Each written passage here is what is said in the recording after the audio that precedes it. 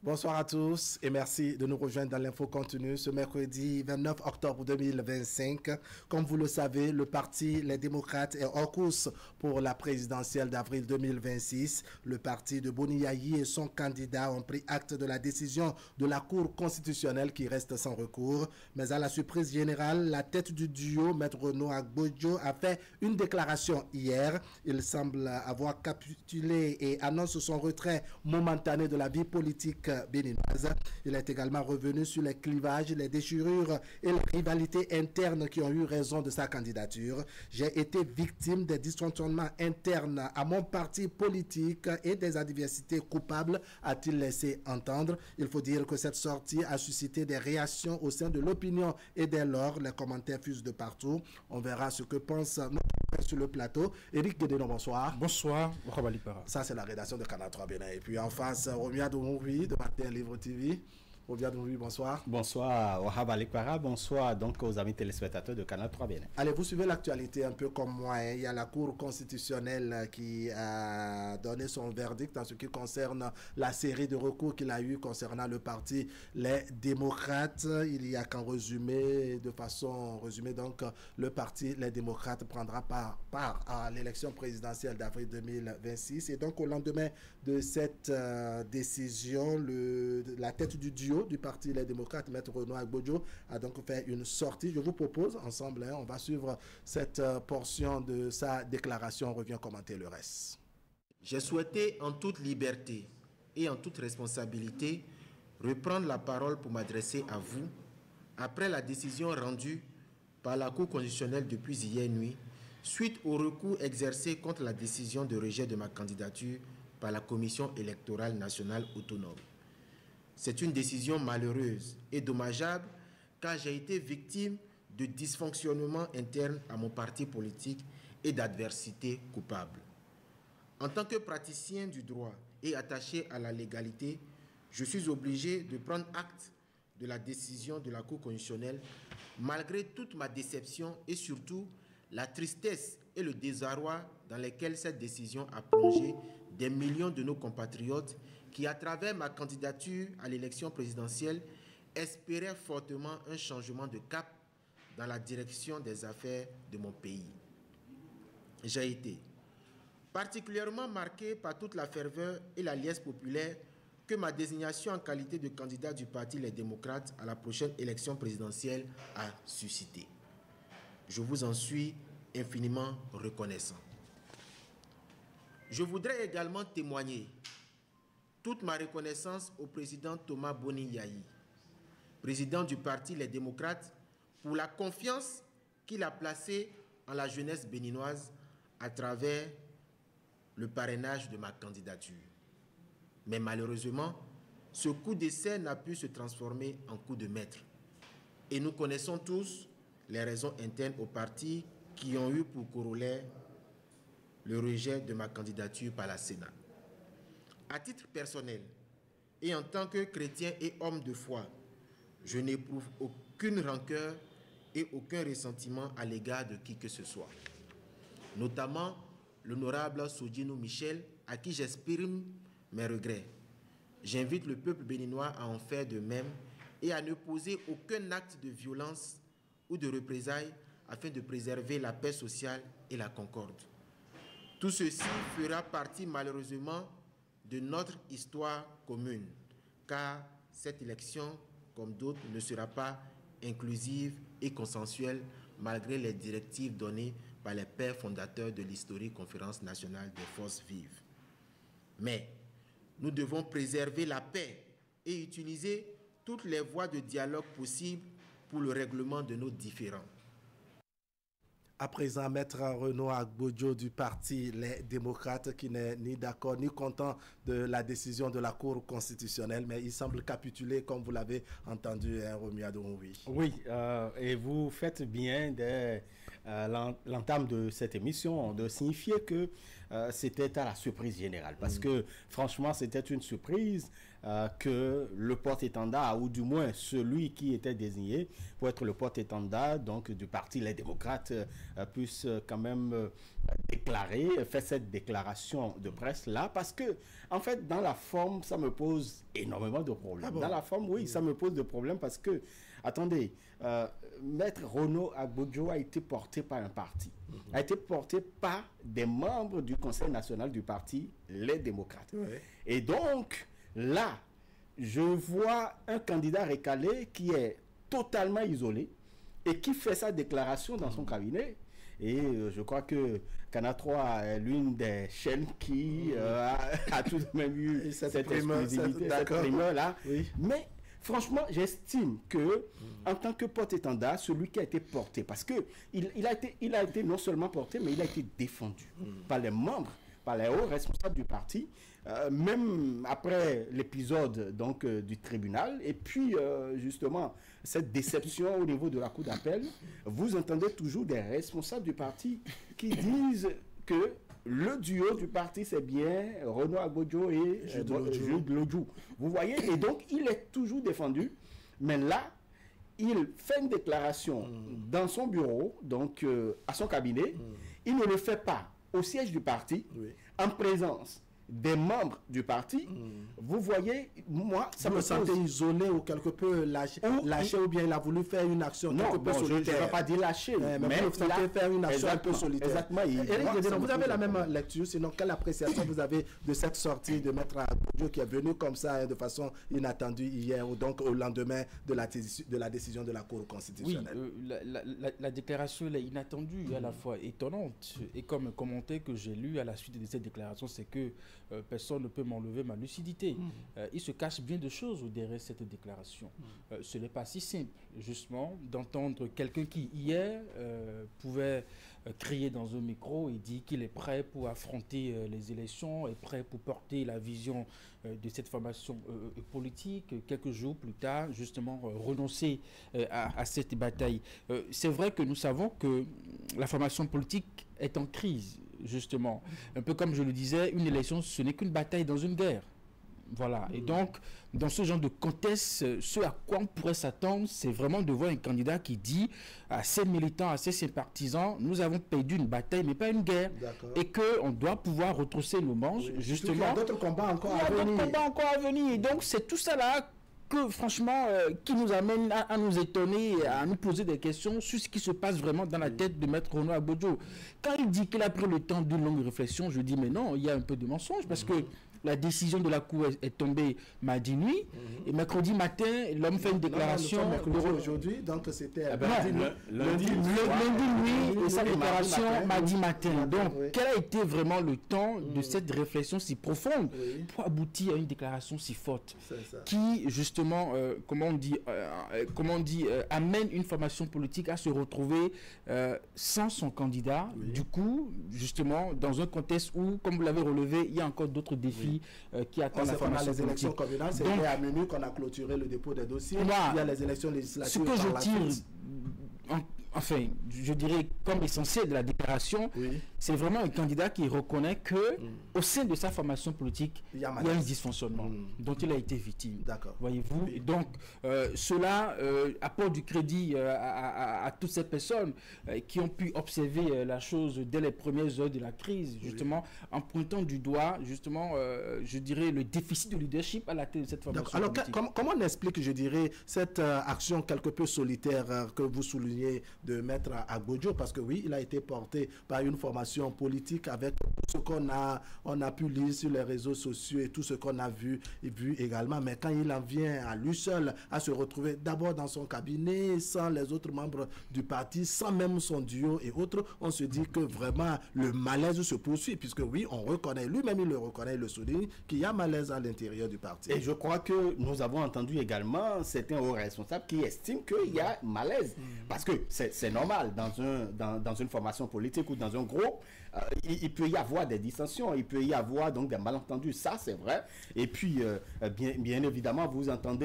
avez entendu, pour ceux qui étaient à la Sénat, vous avez entendu le député Nourenou Akade qui estimait, en commentant bien évidemment les propos de Renaud Agbodjo, qui estime que dans un groupe, effectivement, qu'au niveau du Parti Les Démocrates, il y a eu un certain nombre de malentendus, compte tenu d'un certain nombre d'ambitions, parce qu'il y a des personnes qui ont eu des ambitions, vous comprenez? Donc, on peut comprendre, mais décider de faire cette déclaration. En fait, si moi je voyais Maître Renaud Agbodjo faire la déclaration en présence de son colistier, par exemple, au siège du parti, franchement, moi, j'applaudirais. Vous comprenez? Et vous voyez même la réaction qui a suivi du secrétaire national à la communication, qui n'est pas au pays, je ne sais pas s'il est revenu, Guy Mitopé, qui a été également surpris.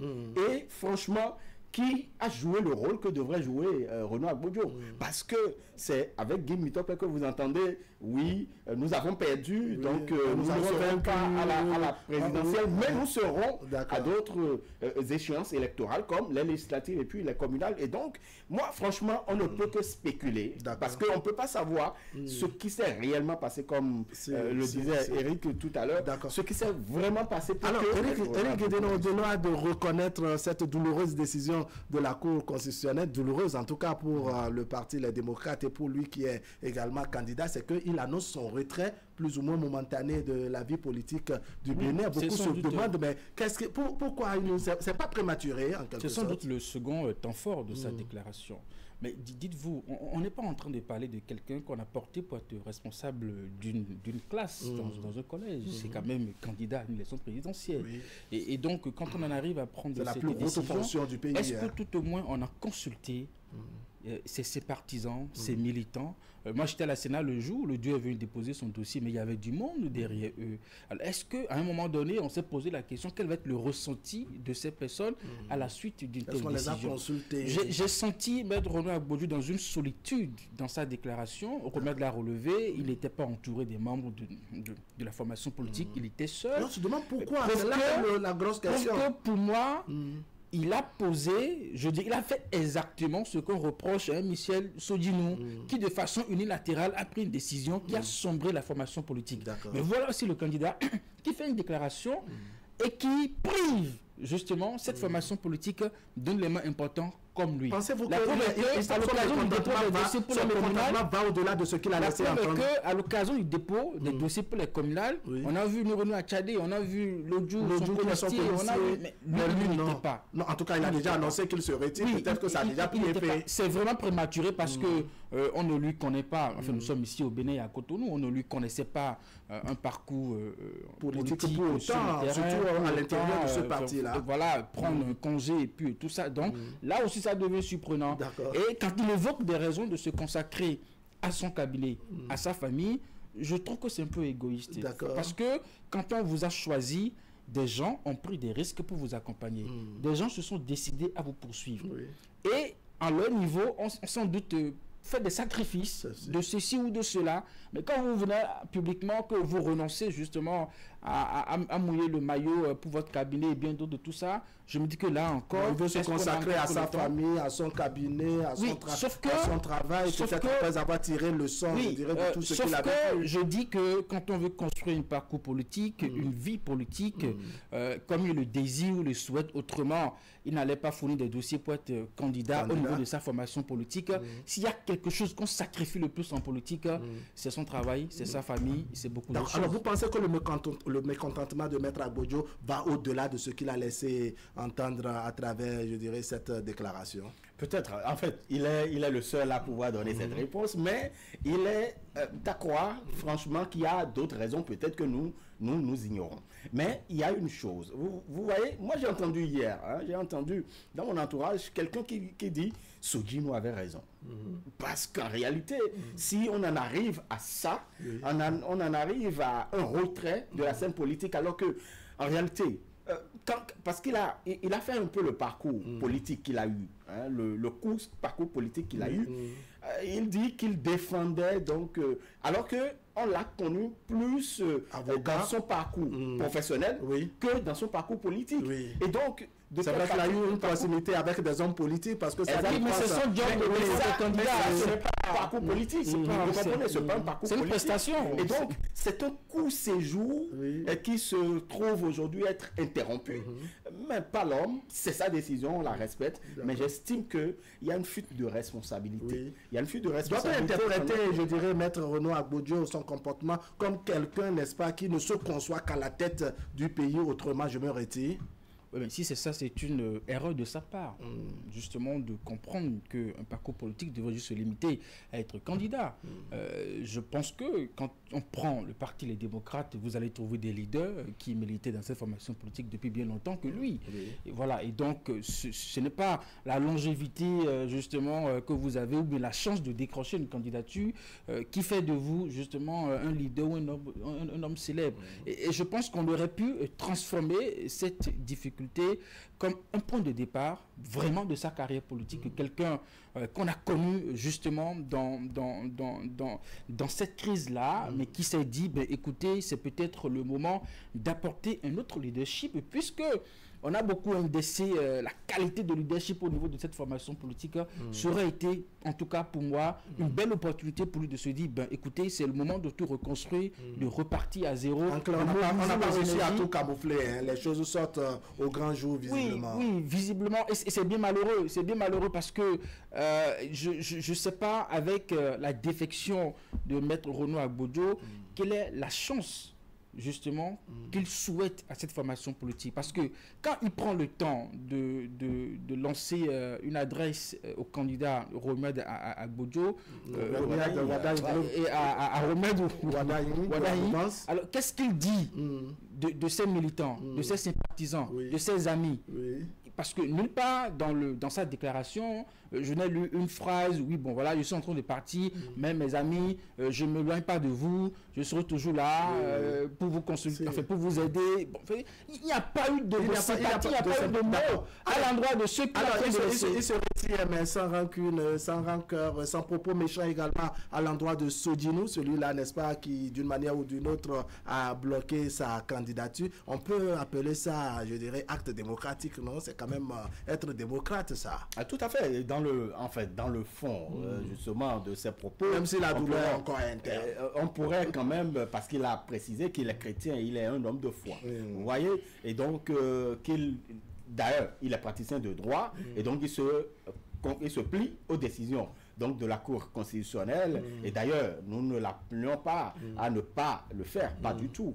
Ce serait un contraste, un paradoxe si c'était... Si lui-même, surtout praticien de droit, devrait aller... C'était tout le contraire. C'était donc la posture ou le faire, d'accord. Mais l'autre chose, et également, que vous avez bien signifié, c'est vrai, c'est un homme de foi, c'est un chrétien, mais... le christianisme appelle également à de la persévérance. Le christianisme parle des difficultés qui pourraient arriver. Les difficultés, c'est la non-participation à la présidentielle. Mais qu'est-ce que vous faites de cette non-participation pour pouvoir affronter les autres échéances? Mais Maître Renaud Agbodio s'est retiré. C'est-à-dire le christianisme dont vous parlez, n'est-ce pas, présente les échecs comme des forces et non comme des faiblesses. On ne doit pas s'arrêter, je dirais, au premier obstacle. Parce que si vous êtes chrétien, non, mais si vous êtes chrétien, vous n'arrivez pas à surmonter les obstacles, franchement, je ne sais pas. Vous n'êtes pas dit d'être fils de Jésus. Non, mais vous savez dire... Non, mais vous savez que on ne remet pas en cause. On vous comprend rien, on vous suit. Du tout. Mais vous savez que Jésus, avant de pouvoir offrir donc le salut à une multitude, il est passé par la croix.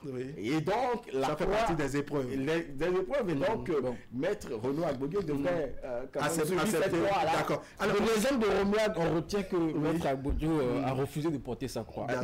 Ou peut-être il a porté à sa manière. Alors Éric procéder, non, au-delà donc de, je dirais, Michel Sodino, il dit c'est sans rancune, c'est sans rancœur non plus, pas de propos méchants à l'endroit de celui-là qui l'a bloqué. Il appelle également les militants et autres sympathisants au calme. On peut saluer, je dirais, ce message parce que oui, il y a parfois de cette tension. On pouvait s'attendre à bien d'autres choses qui ne seront pas trop orthodoxes. Je me dis quelque part, au premier degré, oui, on salue ce geste pacifique, ce message à l'endroit de Michel Sodinou, mais en même temps, je me dis quelque part, est-ce que l'homme avait vraiment le choix? Puisque nous savons que en temps, il y a eu cette convocation qui est là. Et alors, juste là, on ne sait pas encore les motifs réels de ce pourquoi ils avaient été convoqués avec le président du parti.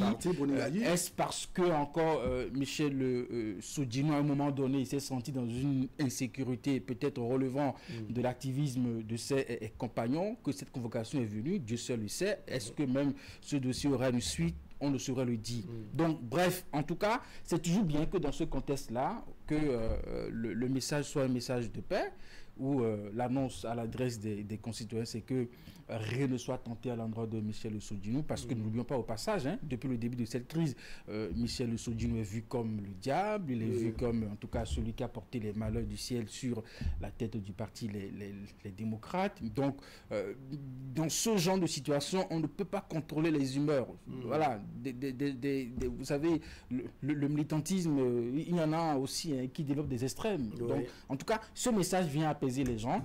Et s'il est perçu comme un leader, je pense que ce message sera suivi par les sympathisants et que la paix puisse Alors, que dites-vous de ceux qui pensent que oui, s'il y a eu, je dirais, ces troubles, ces difficultés dans la désignation du candidat, du haut candidat du parti Les Démocrates, que c'est beaucoup plus la tête de Maître Agbodjo qui ne plaisait pas? On a lu ça sur les réseaux sociaux, on a eu beaucoup de choses sur les réseaux sociaux. Mais sur cet aspect, qu'est-ce que vous en dites, vous? Ben, vous savez, si on avait choisi un autre, on dirait que c'est sa tête. De toute façon, l'autre camp, peut-être le camp qui supporte Maître Renaud Agbodjo dirait sa tête ne nous plaît pas. Et moi, j'ai déjà entendu des députés cette soirée, lors du Conseil national, qui disent, voilà, si vous devez nous faire chanter pour tel parrainage, parce qu'on doit choisir tel, moi-même, puisque je suis un élu, je ne remettrai pas mon parrainage. Et donc, vous voyez, pour ce camp de députés, par exemple, il pouvait dire que telle tête ne lui plaît pas. Donc, tout le monde ne peut pas. Vous savez, dans un groupe, on ne peut pas avoir le consensus.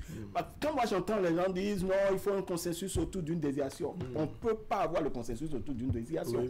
Seulement que il y aura quand même du sacrifice à consentir, simplement. Vous comprenez? Et donc, majorité, ce n'est pas unanimité. Non, je ne dirais pas que c'est parce que la tête de Maître Renaud Agbodjo. Vous savez, ce pourquoi on a choisi, certains ont choisi Maître Renaud Agbodjo, c'est parce qu'il y a une question d'autoparrainage, puisque la loi est muette, et puis on n'en sait pas grand-chose. Et donc, d'autres ont estimé qu'il fallait écarter les députés qui sont candidats. Et donc, Maître Renaud Agbodjo, il n'est pas député. Et donc, il y a d'autres considérations, d'autres paramètres.